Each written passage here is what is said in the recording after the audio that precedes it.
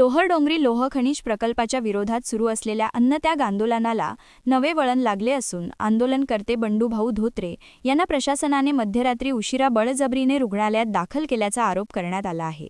यामुळे आंदोलकांमध्ये संतापाचे वातावरण निर्माण झाले असून प्रशासनाविरोधात तीव्र आंदोलनाचा इशारा देण्यात आला आहे। लोहरडोंगरी लोह खनिज प्रकल्पाच्या विरोधात संविधानिक मार्गाने अन्नत्याग आंदोलन सुरू ठेवणारे बंडूभाऊ धोत्रे यांना काल मध्यरात्री उशिरा प्रशासनाने अचानक कारवाई करत रुग्णालयात दाखल केले। प्रशासनाने आपल्या प्रशासकीय अधिकारांचा वापर करून ही कारवाई केल्याचा आरोप आंदोलनकर्त्यांकडून करण्यात येत आहे।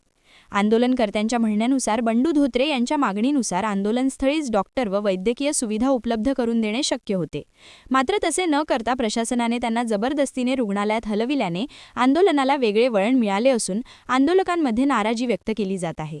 या पार्श्वभूमीवर आंदोलनात सहभागी व समर्थन देणाऱ्या स्थानिक नागरिकांना आवाहन करण्यात आले आहे की प्रशासनाने आज दुपारी 12 वाजेपर्यंत बंडूभाऊ धोत्रे यांना पुन्हा आंदोलनस्थळी परत आणले नाही तर आंदोलन अधिक तीव्र करण्यात येईल।